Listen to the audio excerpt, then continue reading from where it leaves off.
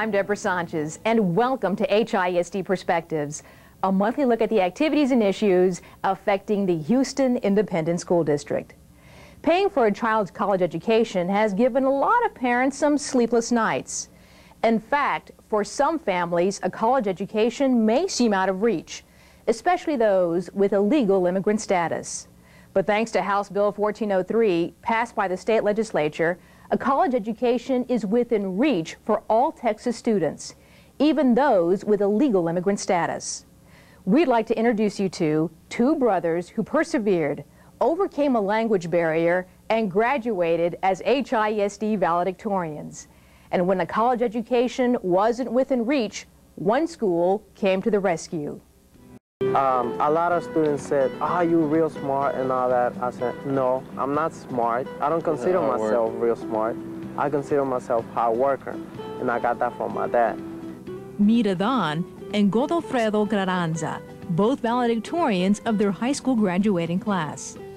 Adam graduated in May 2000 from Madison High School, and his younger brother, Godofredo, last May from Barbara Jordan High School for careers. The Carranza's success was not without struggle.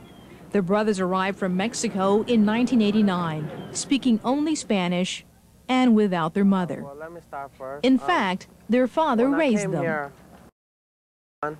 So both made outstanding grades. And as Adam became a senior with a likelihood of making valedictorian, he was met with disappointment.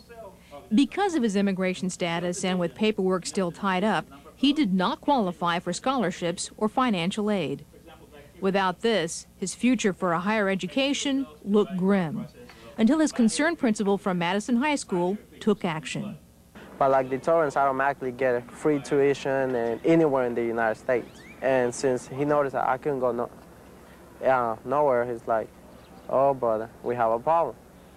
And when he started making phone calls, he got the media out there, and I got to school. I was innocent, and then they just called me to the library and says, "Okay, tell us what is going on. Why do you have a piece of paper stopping you from reaching your goal?" And so I just told them. The next day before I even got to my class, I had Dr. Irish Perkins and TSU representatives with a scholarship in their hand. They were like, "Oh, we want you at TSU." I'm like, "Really?" And they're like, "Yes, we want you." And they offered me a full scholarship, a full scholarship. And it was the first one to step in to help me, which I am very, very grateful. And we are very interested in recruiting as many valedictorians and academically top 10%, 15–25% of the high school graduating classes, because we know that with that kind of student at Texas Southern, then we can help them to become the kind of citizens and professionals that they dream to become. When we learned about Adam as valedictorian and none of the other schools offering him any real scholarship money, we jumped on the opportunity and we went to Madison and offered him a full scholarship. And we are glad to say that he's in his second year and enjoying studying biology, and he hopes to become a doctor in the future.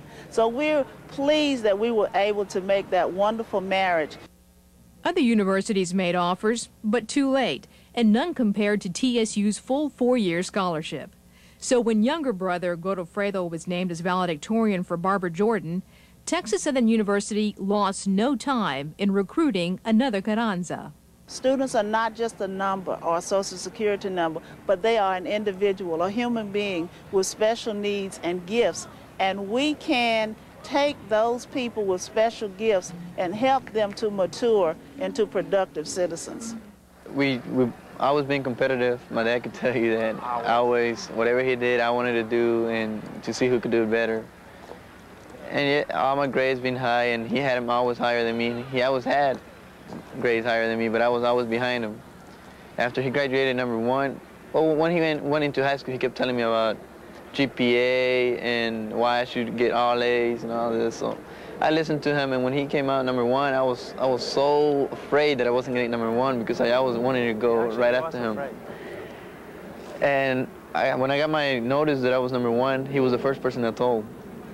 I wrote him an email and I said, I'm #1. like, guess what? I said, what? That's I'm number one, just like you.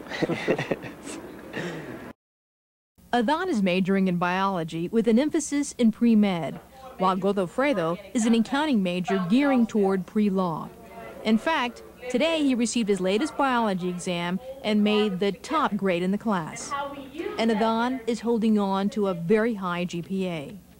The brothers really do attribute their success to their father and his strong work ethic, who, by the way, just became a U.S. citizen. He is so proud to mention Texas Southern University because he feels like he owes them a lot. And we're actually... Hey, I am grateful for being here because, to tell the truth, I owe him a lot because it's a lot of money to go to school.